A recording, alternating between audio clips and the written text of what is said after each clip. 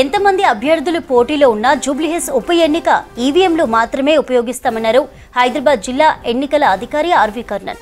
ఎట్టి పరిస్థితుల్లో ballot పేపర్లతో voting ఉండదని స్పష్టం చేశారు. అభ్యర్థులు 64 మంది కంటే ఎక్కువగా ఉంటే M3 ఈవీఎంలు వాడతామన్నారు. జూబ్లీహిల్స్ మొత్తం ఓటర్లు 4,01,365.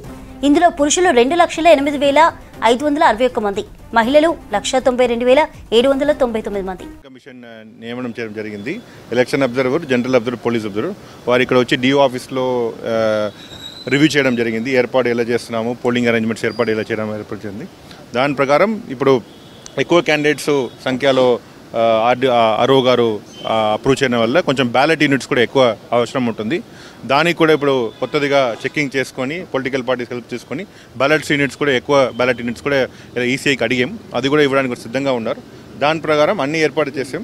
సో అన్ని ఏర్పాటు చూసుకొని అబ్జర్వర్సు ఈవీఎం ఏర్పాటు, అదేవిధంగా లా అండ్ ఆర్డర్ ప్రాబ్లం లేకుండా అన్ని ఏర్పాటు బాగా చేస్తున్నారని చెప్పి వారు అప్రిషియేట్ చేయడం జరిగింది. ఇదే విధంగా ఎలక్షన్ వరకు ప్రశాంత వాతావరణంలో చేయాలని కోరుకుంటున్నారు. నేను లేదు 200 వరకే బ్యాలెట్ చేయొచ్చు, నో ప్రాబ్లం. మన దగ్గర 81 ఉన్నారు. 81లో మ్యాక్సిమం 5 బ్యాలెట్ యూనిట్ వాడచ్చు. ఈవీఎం 5 ఈవీఎం వాడచ్చు. దాన్ని కూడా ఏర్పాటు చేయడం జరుగుతుంది. రైట్, అప్డేట్స్ సదా లైవ్ ద్వారా అందిస్తారు. సదా, జూబ్లీహిల్స్ బైపోల్ పోలింగ్ ఏర్పాట్లపై అప్డేట్స్ అంటే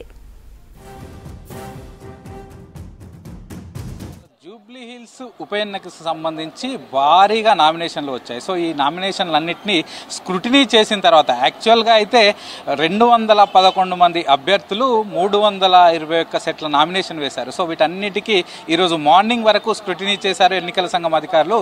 సో వాటిలో ఫైనల్గా 81 మంది అభ్యర్థులు ప్రస్తుతానికి బరిలో ఉన్నట్లయితే, ఫైనల్గా అంటే రిజెక్షన్స్ అయిపోయిన తర్వాత ఇంకా 81 మంది అభ్యర్థులు బరిలో ఉన్నట్లు తెలిపారు. సో గతంలో అయితే M2 ఈవీఎంలు యూజ్ చేసేవారు. సో M2 ఈవీఎంలు యూజ్ చేసినప్పుడు సో ఒక్కొక్క పోలింగ్ సెంటర్లో 4 ఈవీఎంలను మాత్రమే యూటిలైజ్ చేయడానికి ఉంటుంది. ఒక్కో ఈవీఎంలో 16 మంది అభ్యర్థులు మాత్రమే ఉంటారు. కాబట్టి 16x4 మొత్తం 64 అవుతాయి. దీనిలో 63 మంది అభ్యర్థులు ప్లస్ ఒకటి నోటా, అంటే ఇట్లా మొత్తం 63 మంది అభ్యర్థులు ఒక నోటా, 63 మంది అభ్యర్థులు ఉంటే మాత్రమే ఈ ఈవీఎంలు యూజ్ చేసేవారు. సో 64 దాటితే అప్పుడు బ్యాలెట్ ఓటింగ్కి వెళ్ళేవారు. సో గతంలో ఎలాగైతే బ్యాలెట్ పేపర్ పైన ఓటింగ్ వేశారో సో అలా అక్కడికే వెళ్ళేవారు. సో ఈ ఎలక్షన్లో కూడా ప్రస్తుతానికి 81 మంది ఉన్నారు. అంటే విత్డ్రాల్ యాక్చువల్గా ఈరోజు రేపు అవకాశం ఉంది.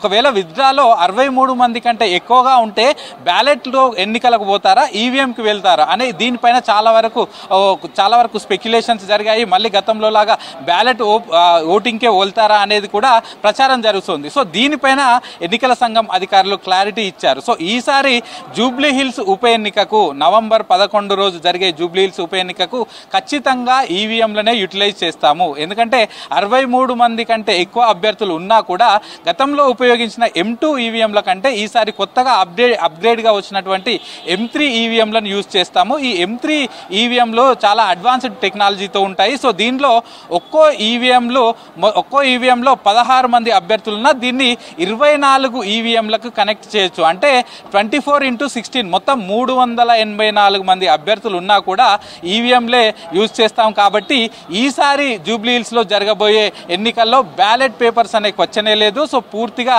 ఈవీఎంలనే యూజ్ చేస్తాము. సో ఈ M3 ఈవీఎంలో కూడా వీవీప్యాట్ వస్తుంది. ఎప్పుడైతే మనం ఓటు పైన మనం క్లిక్ చేస్తామో, బ్యాలెట్ యూనిట్ పైన క్లిక్ చేస్తామో అందులో వీవీప్యాట్లో క్లియర్గా కనిపిస్తుంది మనం ఏ గుర్తుకు ఓటేసాము, ఎవరికి ఓటేసాము అనేది క్లియర్గా ఉంటుందంటూ కూడా చెప్పారు. అయితే ఈసారి కొత్తగా ఎన్నికల్లో నిలబడే అభ్యర్థులకు సంబంధించిన కలర్ ఫోటోలు కూడా వేస్తాము అని కూడా చెప్పారు. గతంలో కేవలం అభ్యర్థి పేరు, సీరియల్ నంబర్, దాంతోపాటు ఆ పార్టీకి సంబంధించిన గుర్తు, ఇండిపెండెంట్ అభ్యర్థులైతే వాళ్ళకి కేటాయించిన గుర్తు మాత్రమే కనిపించేది. కానీ ఈసారి మాత్రం ఎన్నికల్లో తొలిసారిగా అభ్యర్థి పేరు, సీరియల్ నంబర్తో పాటు ఆ పార్టీ గుర్తా లేకపోతే అభ్యర్థి కేటాయించిన గుర్తా, దాంతోపాటు అభ్యర్థి యొక్క కలర్ ఫోటో కూడా క్లియర్గా కనిపిస్తుంది. సో ఈసారి అప్గ్రేడ్గా వచ్చిన టెక్నాలజీని యూజ్ చేసుకుంటూ ఎన్నికల్లోకి వెళ్తాము. అలాగే ఈ M3 ఈవీఎంల ద్వారా ఎవరైనా ట్యాంపర్ చేయడానికి ట్రై చేసినా లేకపోతే ఎవరైనా ఆ మిషన్లో 2-3 సార్లు ఓటు నొక్కడానికి ట్రై చేసినా క్లియర్గా అక్కడే ఇండికేషన్ కూడా ఇస్తుంది. కాబట్టి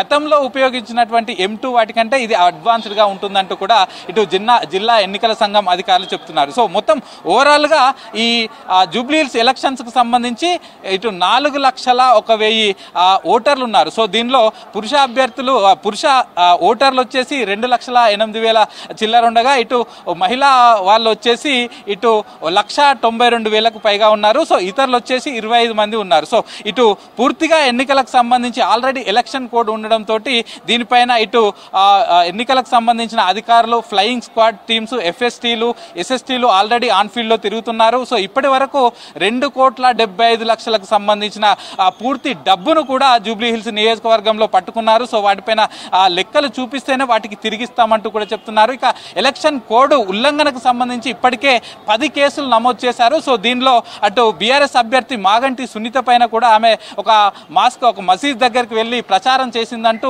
ఆమె పైన, ఆమె కూతురు పైన కూడా ఒక కేసు పెట్టారు. సో ఇట్లా మొత్తం ఓవరాల్ గా జూబ్లీహిల్స్ ఎన్నికలకు సంబంధించి అన్ని ఏర్పాట్లు అయితే కొనసాగుతున్నాయి. ఒకవైపు ఈవీఎంల బ్యాలెట్ల అనే దానిపైన క్లారిటీ ఇచ్చారు. తప్పకుండా నవంబర్ 11న జరిగే జూబ్లీహిల్స్ బై ఎలక్షన్స్ లో తప్పకుండా ఈవీఎంలే ఉపయోగిస్తాము. ఒకవేళ 63 మంది కంటే అభ్యర్థులు తక్కువగా ఉంటే, 63 వరకు ఉంటే M2 ఈవీఎంలు, 63 మంది దాటితే అప్పుడు మాత్రం M3 ఇటు ఈవీఎంలు యూజ్ చేస్తామంటూ చెప్తున్నారు. ఇక మరోవైపు ఈ ఎన్నికల సంఘానికి సంబంధించి ఈ జూబ్లీహిల్స్ ఉప ఎన్నికకు ఇతర రాష్ట్రాల నుంచి ఇటు అబ్జర్వర్లను కూడా నియమించారు. వాళ్ళు కూడా ఎన్నికల వ్యయానికి సంబంధించి, జనరల్ ఎలక్షన్స్ కు సంబంధించి, ఈ చెకింగ్స్ సంబంధించి వాళ్ళు కూడా తిరుగుతూ జూబ్లీహిల్స్ ఉప ఎన్నికకు సంబంధించి ప్రత్యేకంగా దీనిపైన శ్రద్ధ చూపిస్తూ పూర్తిగా ఎక్కడా ఎట్లాంటి ఇబ్బందులు లేకుండా అయితే చూస్తున్నారు.